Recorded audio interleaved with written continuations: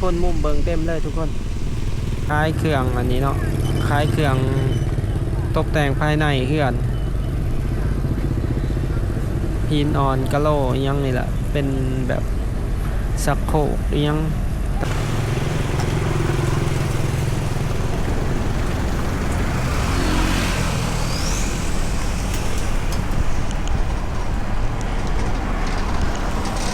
สบายดีกันเบิดทุกคน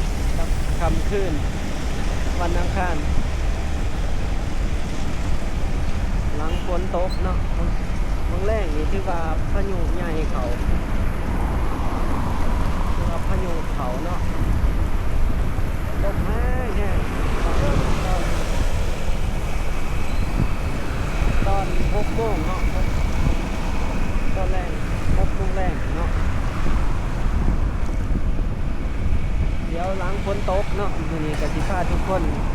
เลาะเบิ่งเลาะชมบรรยากาศอยู่ในเวียงจันทน์เบิ่งสภาพหลังพายุเขาที่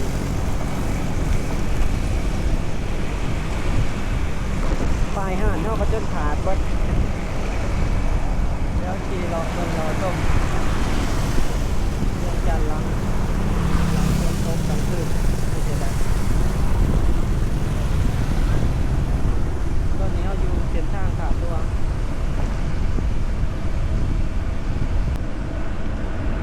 เห็นในข่าวเนาะว่าอันนั้นไฟฟ้าดับบ่แม่นเป็นไฟไหม้เนาะที่หนาวแห้งลาดโซนรถคันนี้เดินรถดับลงกับขอบมันนี่ล่ะดินบ่เทิงดินบรรยากาศคือขาดตัวทุกคนเลย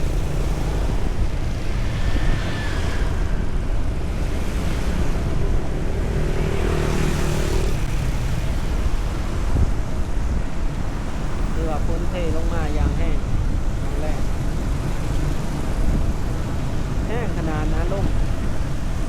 แล้วสิพาทุกคนขี่ไปทางลักหา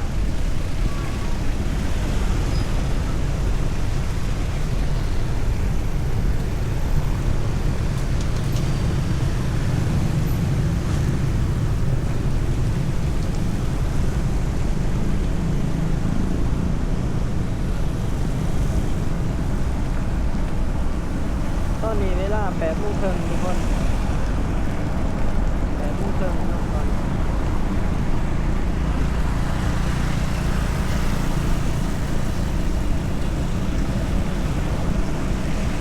บนทางยังบ่ทันแห้งเลย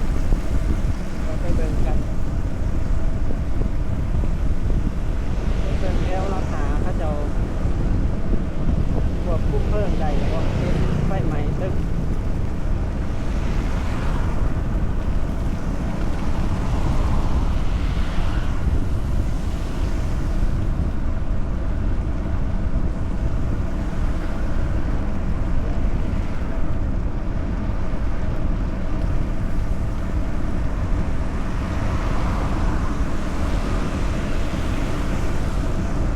คือว่าปีนี้ฝนมาไว้ทุกคน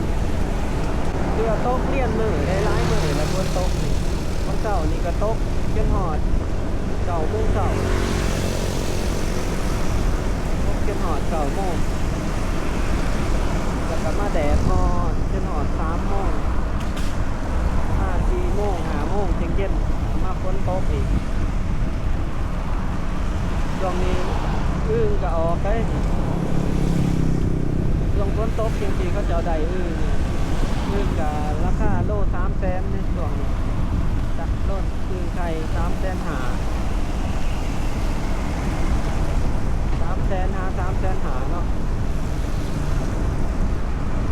อึ่งไข่ทั้งอึ่งตัวบกไข่กับประมาณโลละ100,000ประมาณน่ะ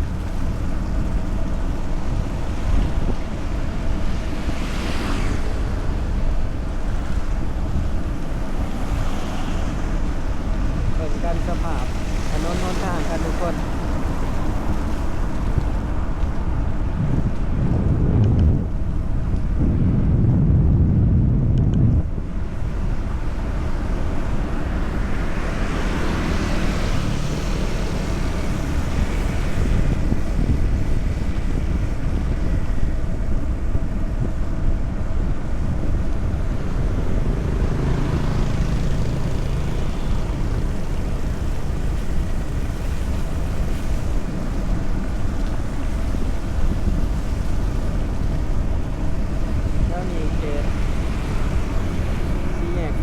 เข่งเนาะว่าสี่แยกไฟแดงเราวอเมริกาก็เลยบ่คอยถ่ายคลิปไลฟ์ปานใดช่วงโอ้มืดขนาด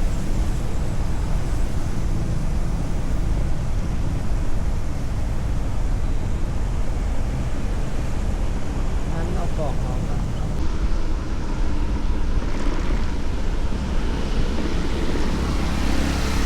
ตกทัวร์นครหลวงเลยมื้อนี้คน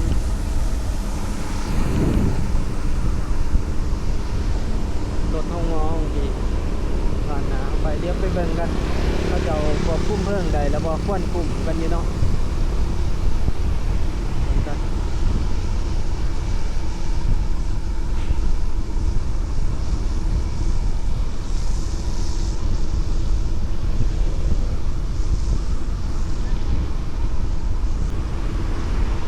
โอ้ทุกคนน่าจะยังวนๆกันอยู่เนาะเดี๋ยวเขาไปเบิ่งกัน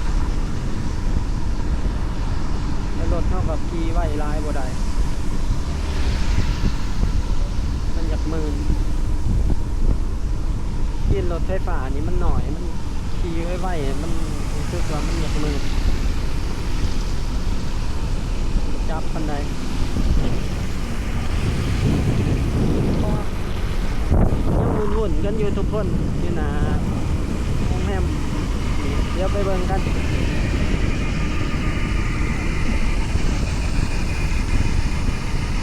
รถดับเพลิงสองสามคันเบิ่งกัน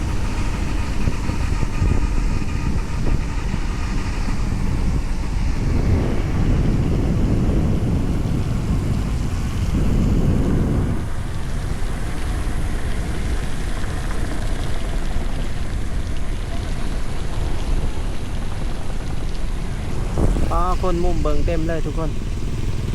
วุ่นวายเลย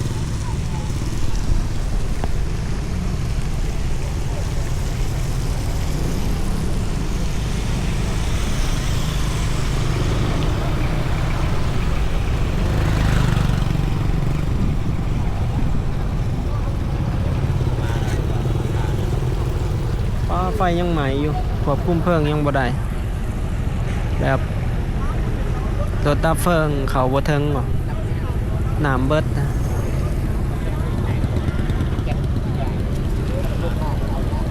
น้ำเบิดว่ะ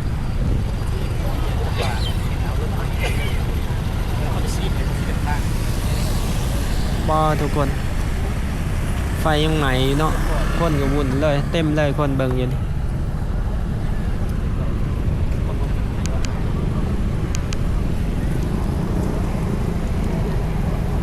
ยังใหม่อยู่วุ่นวายเลย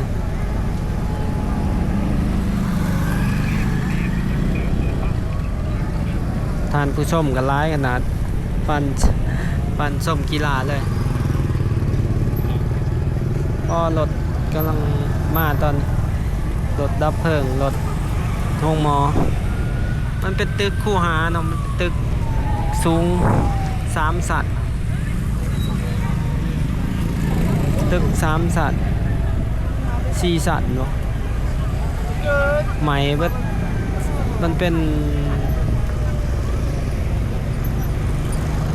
4 ห้องเนาะตึก4 ห้อง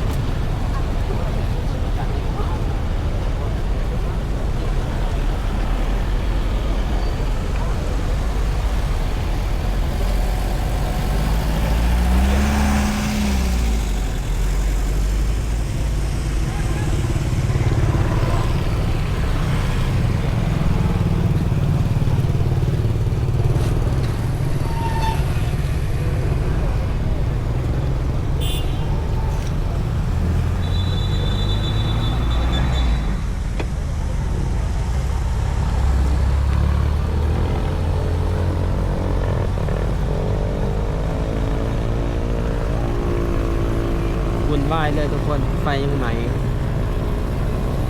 คนเต็มเบิ่งรถดับเพลิง3 คันมาตอนนี้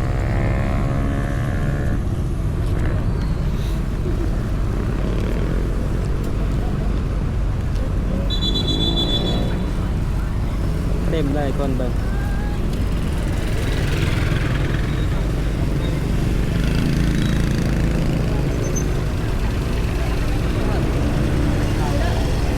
เจ้าอยู่บ่เพราะว่ามันทางเขาไปดับเพลิง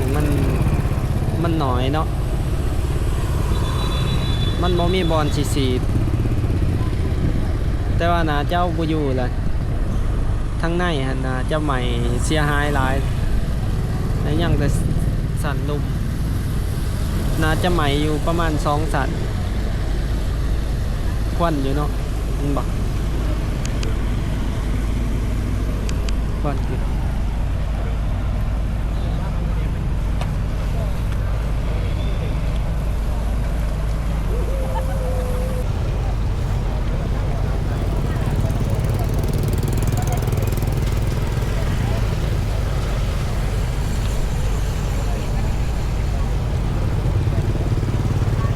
คนก็เต็มอยู่ตอนนี้เป็น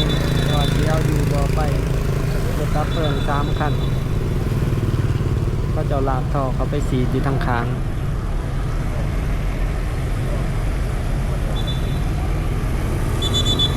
โอ้ยังไหมอยู่ทุกคนทางกลางเขาสิเห็นไฟลุกอยู่เนาะ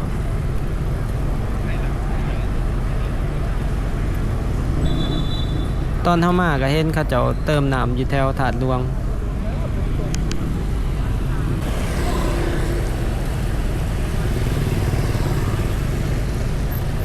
เบิ่งนำกันทุกคนเขาเจ้าสิเอาอยู่บ่ตอนนี้กำลังสีดน้ำเข้าไป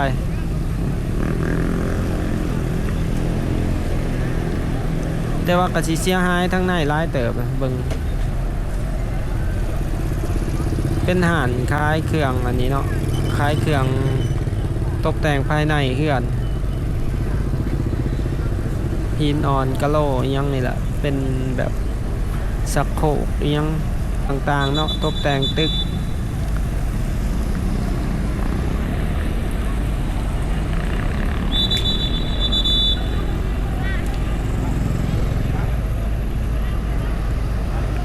วนเลยตอนนี้เวลาประมาณ8:40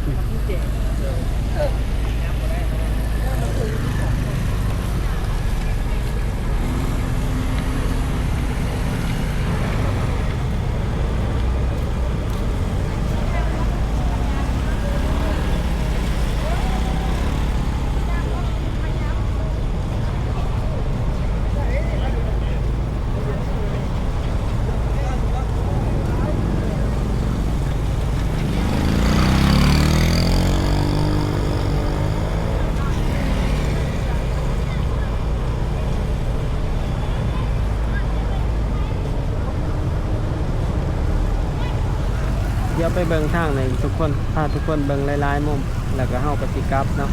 น่าจะเอาอยู่ละประมาณนี้แต่ว่าก็ยังใหม่อยู่ทางกลางเพราะว่าเขาเจ้าเข้าไปบ่ได้เขาเจ้าอาศัยสีดน้ำอยู่ทางข้างเอาแต่เฮาก็ยังเห็นเพิ่งยังใหม่อยู่ไฟยังใหม่ขึ้นอยู่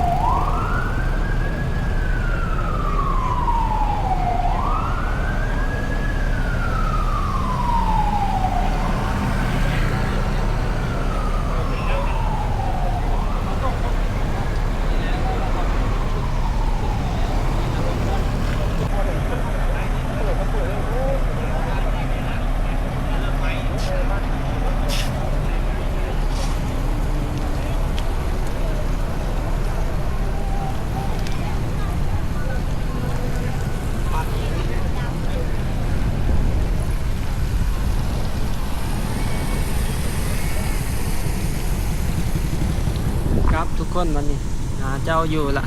สิขึ้นไปทางน้องเนียงเนาะเจ้านี่มืดเลยไฟดับเขาจะตัดไฟเนาะการดับเพลิงทางนี้ก็มาส่งคนเจ็บวะส่งคนเจ็บลงห้องหมอเล่าวเวียดห้องหมอเวียงจันทน์ฮานอยบ่แถวหรือรถต่ำกันบ่บอลนี่โอ้บอลน่าจะแม่นรถต่ำกันทุกคนโอ้มีแต่เหลื่อม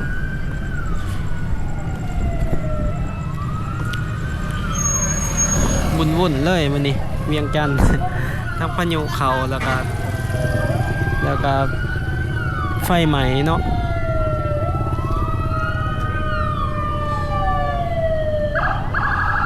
เวียงจันทน์วุ่นเลยมันนี่